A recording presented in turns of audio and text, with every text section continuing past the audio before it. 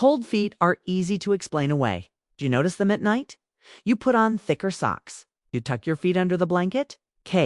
Maybe you rub them together for warmth and think, well, I'm over 60 now. This is probably just aging. And sometimes it is that simple. A cool room, thin socks, sitting still for too long, or a chilly floor can make anyone's feet feel cold.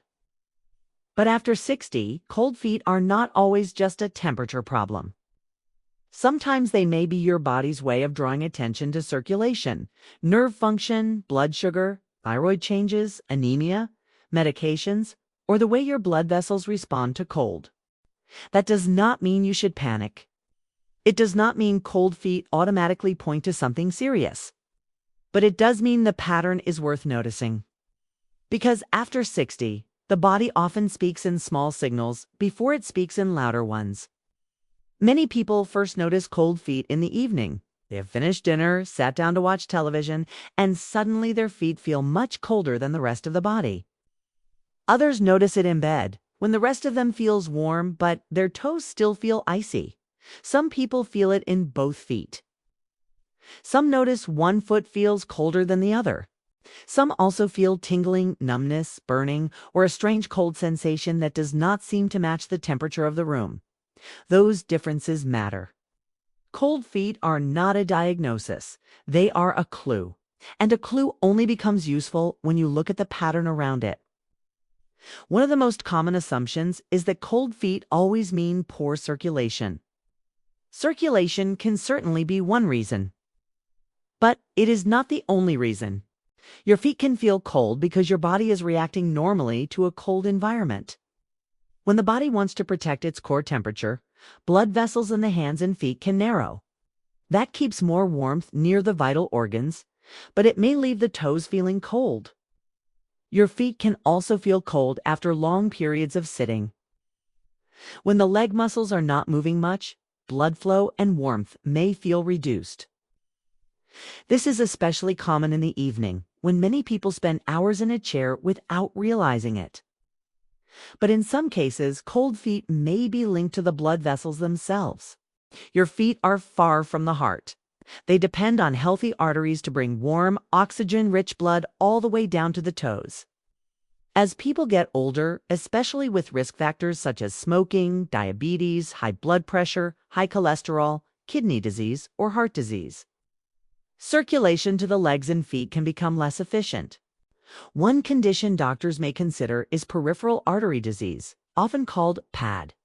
This happens when narrowed arteries reduce blood flow to the legs and feet. Now, this is important. Cold feet do not automatically mean PAD. Many people have cold feet for less serious reasons. But certain patterns make circulation more important to discuss. If one foot or one lower leg is clearly colder than the other, that deserves attention.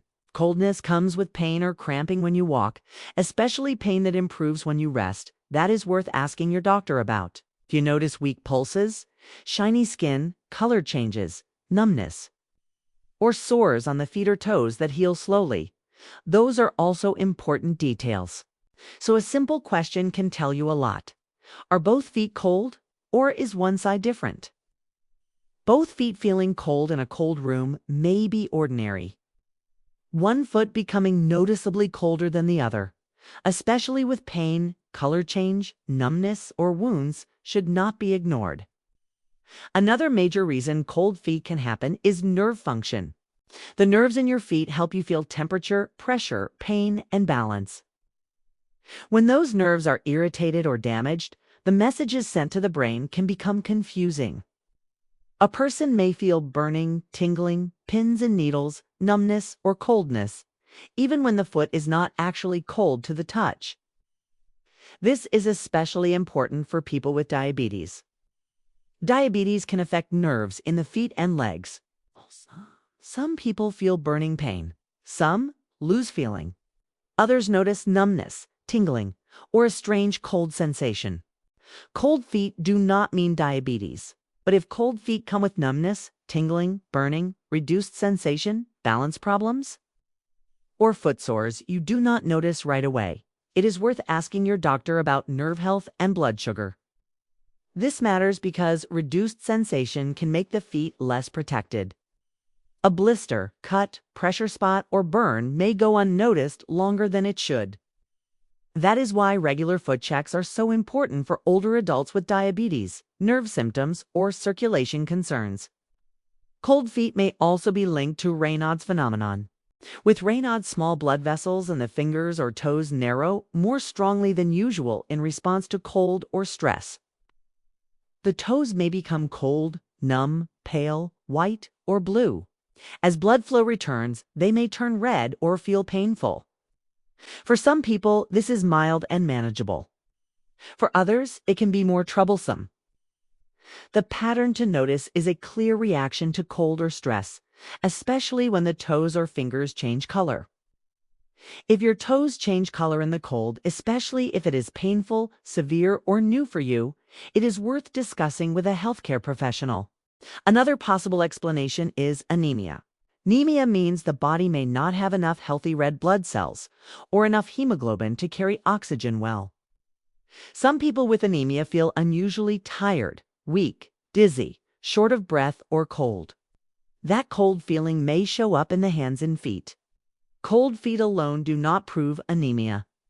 But cold feet together with unusual fatigue, dizziness, shortness of breath during normal activity, pale skin, or weakness may be a reason to ask whether a blood test is appropriate.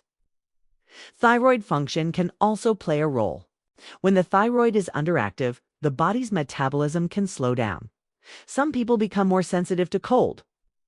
They may also notice fatigue, dry skin, constipation, weight gain, muscle weakness, a slower heart rate, low mood, or memory changes. Again, cold feet alone do not diagnose a thyroid problem. But if cold feet are part of a bigger pattern of cold sensitivity and low energy, it is worth asking your doctor about. Medications can be another piece of the puzzle. Some medicines may affect blood vessels, blood pressure, fluid balance, nerve symptoms, or the way the body responds to cold. If your cold feet began after a new medication or a change in dose, that is useful information. But do not stop or change medication on your own.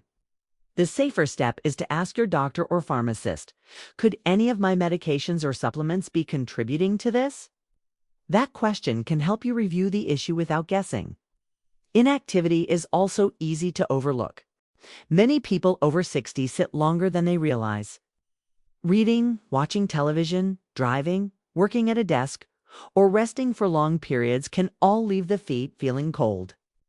The leg muscles help support circulation through movement. When those muscles are quiet for hours, the feet may not feel as warm. For some people, gentle movement, standing breaks, or simple ankle motion may help reveal whether sitting still is part of the pattern. But if you have balance problems, chest pain, severe shortness of breath, dizziness, or leg pain when walking, ask a healthcare professional what kind of movement is safe for you. So, what should you actually pay attention to? Start with side-to-side difference. Are both feet cold, or is one foot clearly colder?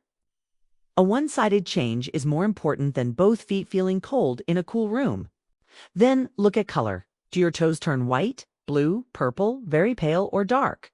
Does the color change happen with cold exposure? Does it improve with gentle warmth? Does it come with pain? Pay attention to sensation. Coldness with numbness, tingling, burning, loss of feeling, or balance changes may point toward nerve involvement, especially if you have diabetes, prediabetes, back problems, or known neuropathy. Notice walking symptoms. If your calf, thigh, hip, or buttock hurts or cramps when you walk and feels better when you stop, bring that up with your doctor. That pattern can sometimes be related to circulation in the legs. Check the skin. Slow healing cuts, sores, ulcers, cracked skin, toenail changes, shiny skin, redness, swelling, or wounds that do not improve should be taken seriously, especially if you have diabetes or circulation risk factors. And look at the whole body picture. Cold feet along with unusual fatigue, dizziness, shortness of breath, dry skin, constipation, weight change, weakness, or feeling cold all over may suggest that the issue is not only in the feet. There are also simple, safe habits that can help you respond wisely. Keep your feet warm in sensible ways. Wear warm socks and shoes or slippers that fit well. Avoid socks that are so tight they leave deep marks or squeeze the toes. Be careful with heating pads, electric blankets. Okay. And very hot water if you have diabetes, reduced sensation, neuropathy, or poor circulation. If the nerves are not sensing heat normally, the skin can be injured before you realize the temperature is too high. Gentle warmth is safer than extreme heat.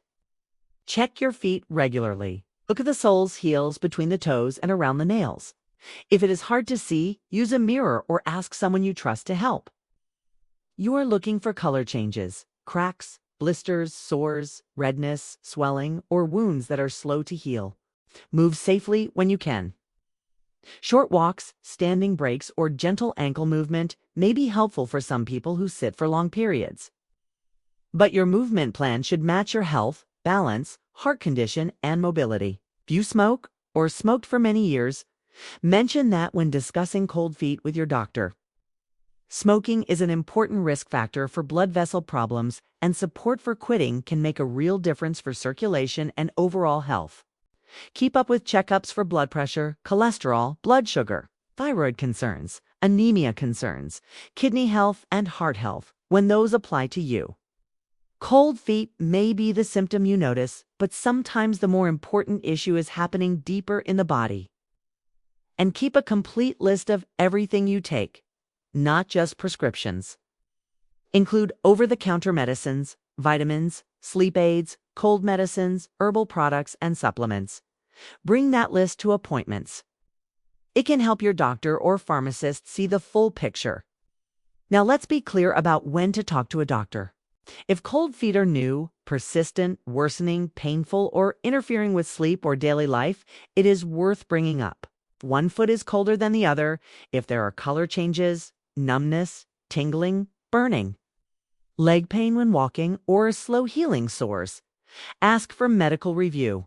Do you have diabetes, known circulation problems, kidney disease, heart disease, high blood pressure, high cholesterol, or a history of smoking? Do not dismiss persistent cold feet as just age, and seek prompt medical attention if there is sudden, severe pain, sudden weakness, sudden loss of feeling, or a foot that suddenly becomes very cold, pale, blue, black, or difficult to move. Also take symptoms seriously if they come with chest pain, fainting, or shortness of breath. These signs do not mean you should assume the worst. They mean your body is giving information that should be checked. This video does not replace medical advice. Cold feet can have many possible causes, and the right explanation depends on your health history. Medications, circulation, nerve function, blood sugar, thyroid status, and a proper medical evaluation. The main lesson is simple. Cold feet after 60 may be harmless. They may come from a cold room, sitting too long, or normal temperature response. But they are not something to automatically dismiss if they are persistent, one-sided, painful, color-changing, numb, or linked with wounds. The pattern matters more than the symptom alone. Both feet or one foot, only at night or all day. Better with warmth or movement, or unchanged. Any numbness, burning, pain, color change, or slow healing sores. Any diabetes, smoking, history, heart disease, high blood pressure, thyroid symptoms, fatigue, or anemia symptoms. These questions turn a vague symptom into useful information. So do not panic. Do not diagnose yourself. Do not start circulation supplements without knowing the cause. And do not stop medication on your own. Instead, listen to the pattern. Cold feet may be a temperature signal. They may be a circulation signal. They may be a nerve signal. They may be connected to blood sugar, thyroid function, anemia, medication effects, or simply sitting too long. The goal is not fear. The goal is awareness. Because after 60, awareness is one of the most practical tools you have. It helps you protect your feet, ask better questions, and have a clearer conversation with your doctor. If this helped you understand one more body signal after 60, subscribe for more.com, practical and trustworthy health education for older adults. We explain the changes many people notice but do not always understand, without fear, without hype, and without confusion.